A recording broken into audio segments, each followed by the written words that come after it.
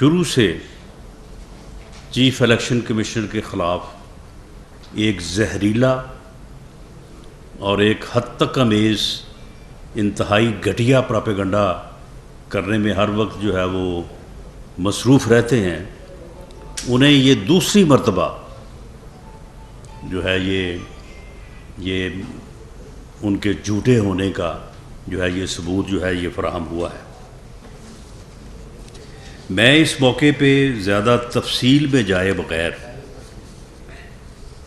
मैं इमरान ख़ान साहब को और पीटीआई के दोस्तों को एक बड़ा क्लियर मैसेज देने के लिए जो है वो मैंने आज आपको ज़हमत दी है।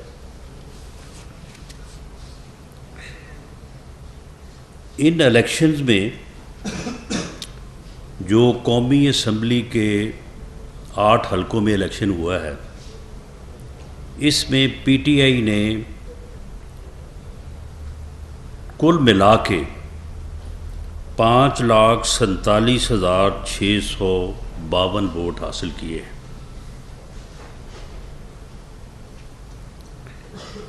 और पीडीएम के कैंडिडेट्स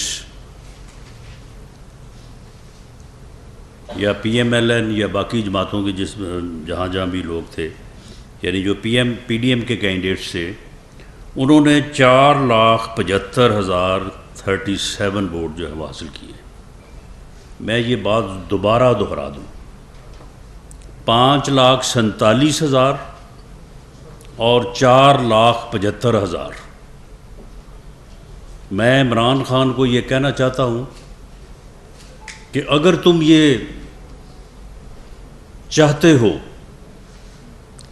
कि हम 5,47,000 वोटर्स के फ़ैसले को तस्लीम करें, तो फिर तुम्हें 4,75,000 वोटर्स के फ़ैसले का भी एहतराम करना होगा। अगर तुम एहतराम नहीं करोगे तो फिर हमसे भी जो है वो एहतराम नहीं होगा। अगर तुमने ननकाना की सीट पे 90,000 वोट लेके कामयाबी हासिल की है, तो 78-80,000 वोट जो है वो पीएमएलएन को भी पड़ा है। वो भी पाकिस्तान के शहरी हैं, वो भी मुहिब्बे वतन है। अगर तुम्हारी नज़र में वो सारे जो हैं वो चोर हैं, डाकू हैं, तो फिर हमारी नज़र में तुम सबसे बड़े चोर और डाकू हो। जमहूरियत यही है, जमहूरी रवैया यही है कि फ्री और फेयर इलेक्शन के रिज़ल्ट को जो है वो तस्लीम किया जाए, वोट को इज़्ज़त दी जाए। वोट को इज़्ज़त देने से मुराद यही है कि वोट के फ़ैसले को तस्लीम किया जाए। वोट को इज़्ज़त देने से, जो कि पीएमएलएन का नारा भी है, यही मुराद है कि वोट के फ़ैसले को तस्लीम किया जाए, वोट के फ़ैसले को तब्दील ना किया जाए, वोट के फ़ैसले को जो है वो टेम्पर ना किया जाए। लेकिन वोट का जो फ़ैसला है, अपने हक में पड़ने वाले वोट के फ़ैसले को आप तस्लीम करें और अपने ख़िलाफ़ पड़ने वाले वोट को आप कहें जी ये तो चोर है, ये तो डाकू है, तो ये जमहूरी रवैया नहीं है। और हम इस रवैये को जो है ना बर्दाश्त करेंगे, ना आगे बढ़ने देंगे। हमने जमहूरियत के लिए, रूल ऑफ लॉ के लिए हमने सारी ज़िंदगी जो है वो सेक्रीफाइस किया है। हमने सारी ज़िंदगी जो है वो जेलें काटी हैं, मुकदमात बर्दाश्त किए हैं। तुम्हारे दौर में भी झूठे मुकदमात जो हैं वो बर्दाश्त किए हैं। हमारी सारी ज़िंदगी जो है वो जमहूरी जद्दोजहद से इबारत है। तुम्हारी तरह हम क्रिकेट खेलते को जो है वो कुएं जमहूरियत में नहीं आ गए। क्रिकेट के ग्राउंड से हम जमहूरियत में जो है या पार्लियामेंट में दाखिल नहीं हुए। तो इसलिए ये बड़ा वाज़े पैगाम है। मेरे पास एनालिसिस है कि जिसमें ये साबित है कि अल्लाह के फजल से पाकिस्तान मुस्लिम लीग नून ने जो है वो पहले के मुकाबले में ज़्यादा वोट्स जो है वो हासिल किए हैं।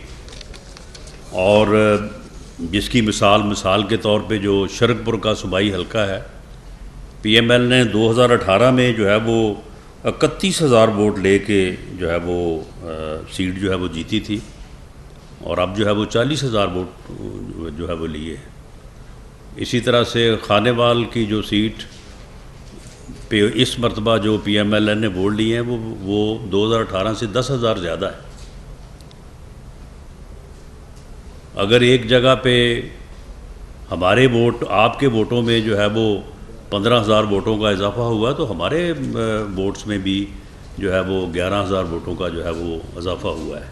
लेकिन तुम ये कहो कि जी मुझे जो 90,000 पड़ा है वो तो बड़ा ठीक है, और आपको जो 80,000 पड़ा है वो जो है वो वोट जो है वो चोर है, वो डाकू है।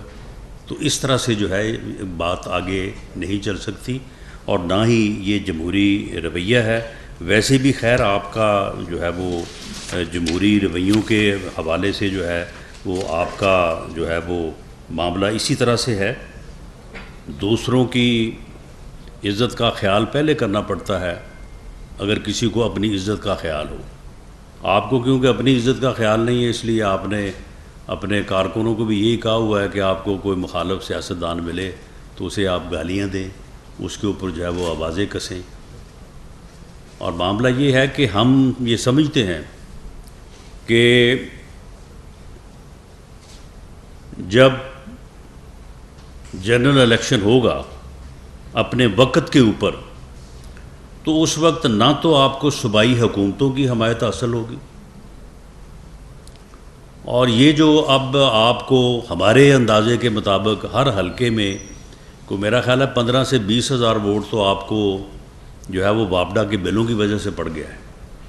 ये भी हमारा एक अंदाज़ा है, क्योंकि हम जब लोगों के पास गए हैं तो हमें ये एहसास हुआ है कि लोगों के यूटिलिटी बिल्स जो हैं, और ख़ास तौर पे पिछले महीने के और इस महीने के जो बिजली के बिल हैं, वो उन्होंने लोगों को किस तरह से परेशान किया है या नाराज़ किया है।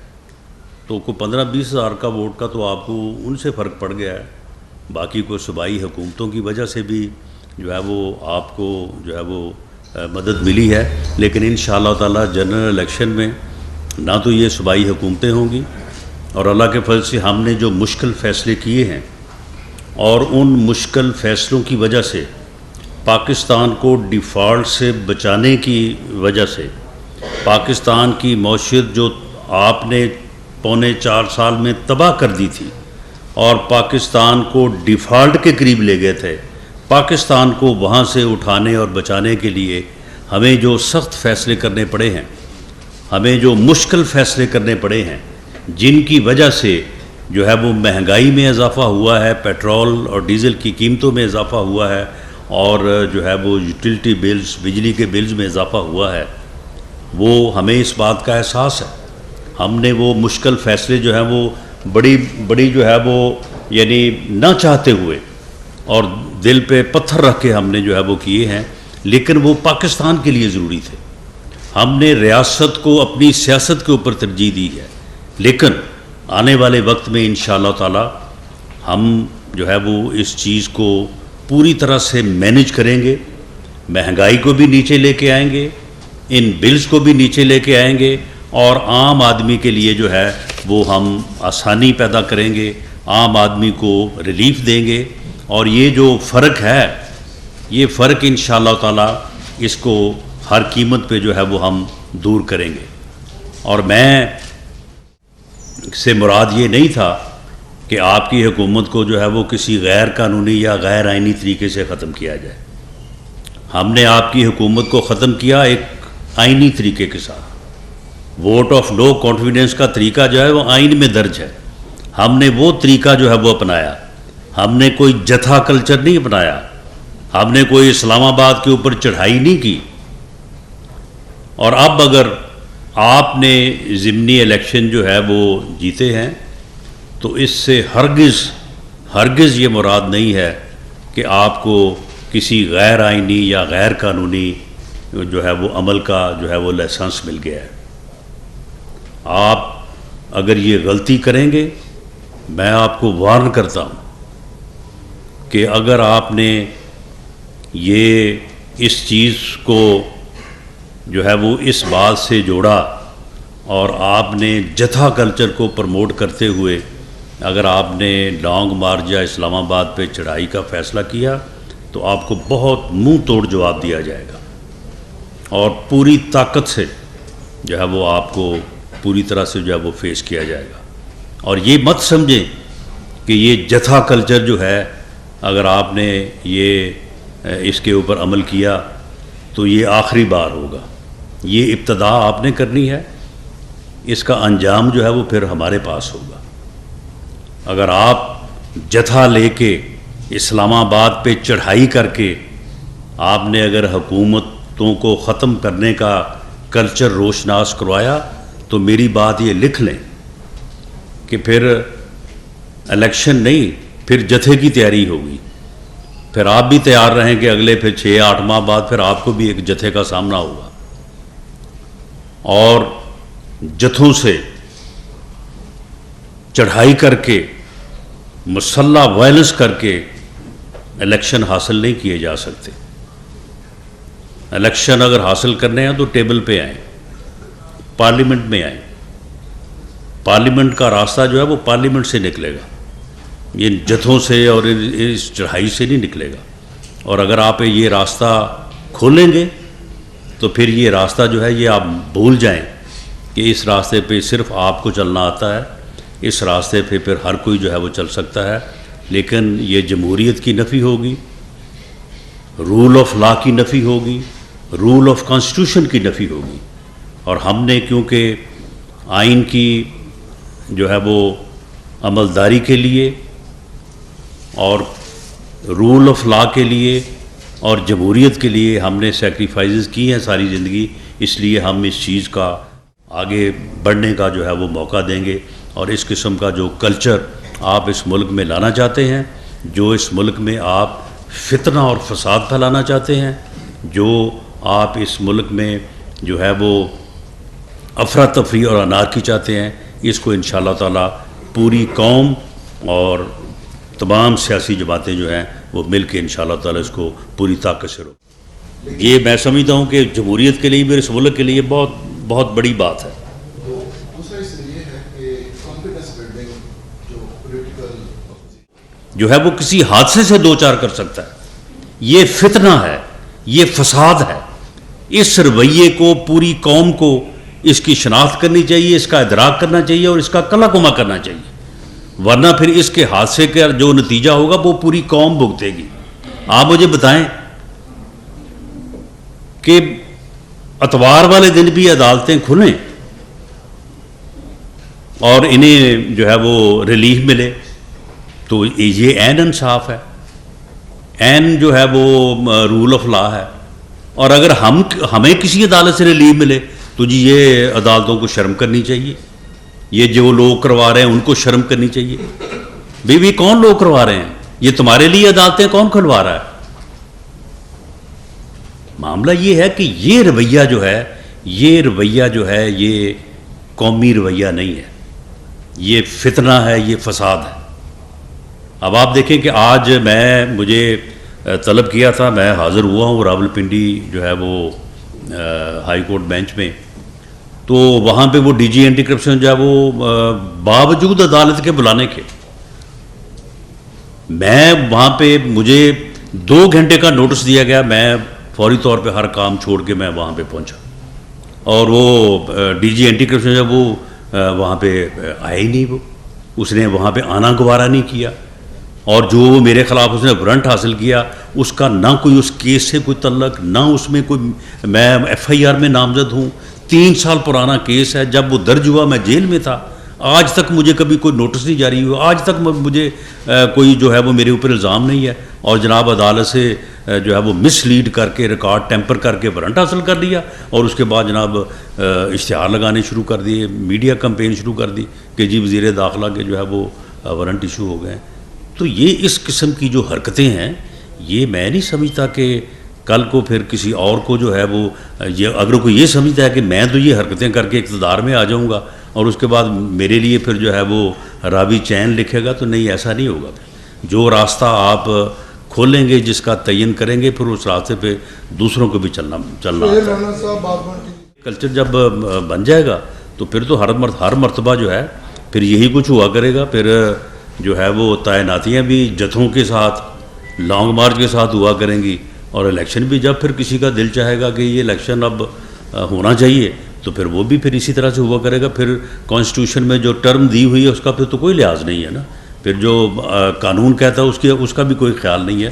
फिर तो ठीक है, ये कल्चर अगर कौम चाहती है, अगर लोग चाहते हैं कि इस कल्चर के ज़रिए से मुल्क आगे बढ़ सकता है, तो फाबिया ठीक है, फिर हम भी कौम का हिस्सा हैं। जैसे सब चाहेंगे वो वैसे फिर हम भी अपना जो है वो रास्ता निकाल लेंगे। लेकिन मैं समझता हूँ कि ये तबाही है, ये फितना है, ये फसाद है। इसको पूरी कौम को बल्कि आपको भी मेरे साथ खड़े होकर इसको रोकना चाहिए।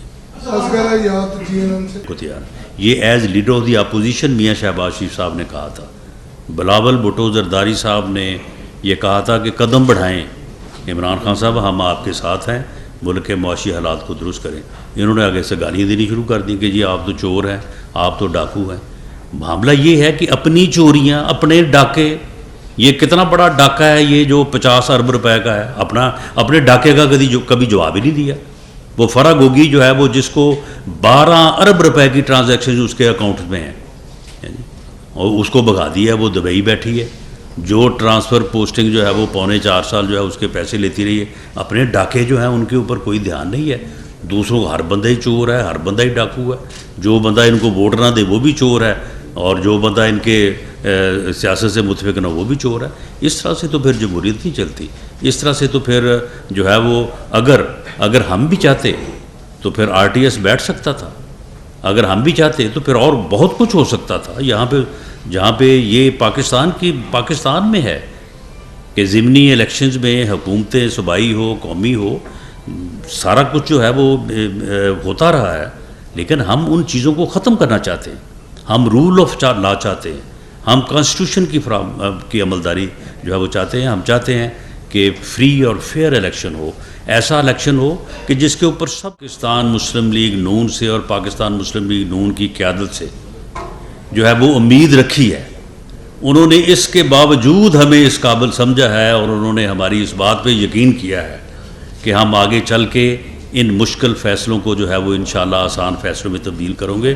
तो मैं तो दिल की अथाह गहराइयों से उन तमाम 4,75,000 वोटर्स का जिन्होंने जो है वो हमें वोट दिया है, मैं उनका दिल की अथाह गहराइयों से शुक्रिया भी अदा करता हूँ और उन्हें यकीन दिलाता हूँ कि इंशाअल्लाह ताला ये जो 4.25 लाख लोग हैं, इंशाअल्लाह ताला मैं उनको यकीन दिलाता हूँ कि हम अपनी तरफ से भरपूर कोशिश करेंगे कि आपकी तवक्को के ऊपर, आपकी उम्मीद के ऊपर जो है वो पूरा उतरे। लेकिन जो 5.5 लाख लोगों ने हमारे ख़िलाफ़ वोट दिया है, मैं उनका भी शुक्रिया अदा करता हूँ। मैं उनके फ़ैसले को भी जो है वो तस्लीम करता हूँ, उसको भी सराहता हूँ कि ठीक है, आपने अगर हमारे ख़िलाफ़ वोट जो है वो इस्तेमाल किया है और उसमें गालिब अंसर यही है। गालिब अंसर जो है वो फैसलाबाद की आप बात करें, फैसलाबाद तो मेरा हल्का था और वहाँ पे तो मैं लोगों से जो है वो मिलता रहा हूँ। गालिब अंसर यही था कि लोग ये समझते थे कि अप्रैल में जब हम आए हैं तो हम उस महंगाई पे और उन बिलों में इजाफे पे जिसकी वजह से लोग इमरान खान को गालियाँ निकालते थे, जिसकी वजह से लोग उससे मुतनफ़र थे और ज़िमनी इलेक्शन में हमें वोट दे रहे थे, जिसकी वजह से उसके पार्टी के लोग पार्टी छोड़ के दौड़ रहे थे और हमारे पास आ रहे थे सिर्फ किस बात पे कि जी हमें टिकट दे दें। हम इसके साथ या PTI के टिकट के साथ हम हलकों में जा नहीं सकते, लोग तो हमें जूते मारेंगे। तो लोगों को उम्मीद थी कि हम उस सूरत हाल में जो है वो कमी लाएंगे, महंगाई में कमी लाएंगे, यूटिलिटी बिल्स में कमी लाएंगे। अप्रैल में लोगों को ये हमसे तवक्को थी, बावजूद हम अब तक उसके ऊपर जो है वो अमल नहीं कर सके, हम लोगों की जो है वो उम्मीद पे पूरा नहीं उतर सके। लेकिन अगर ये सैलाब का मसला ना होता तो शायद इस वक्त हम इस उम्मीद के पूरा करने के करीब करीब होते, लेकिन अब सैलाब का भी ये भी अल्लाह की मर्ज़ी है, अब इसमें कोई इंसान का तो बस है नहीं, लेकिन हम ये कोशिश करेंगे और इंशाअल्लाह ताला अगले 2-3 महीनों में हमें पूरी उम्मीद है कि हम इंशाअल्लाह ताला लोगों को रिलीफ देंगे और लोगों के लिए आसानी पैदा करेंगे। और मियाँ नवाज शरीफ साहब जब तशरीफ़ लाएंगे और इंशाअल्लाह ताला नेक्स्ट इलेक्शन जो है वो PMLN under the leadership of मियाँ नवाज शरीफ जो है उस हमारी इलेक्शन कैंपेन को मियाँ नवाज शरीफ साहब लीड करेंगे। तो इंशाअल्लाह ताला उसमें ये जो थोड़ा बहुत फ़र्क है 10-12 हज़ार का इंशाअल्लाह इसको निकालेंगे। Thank you sir.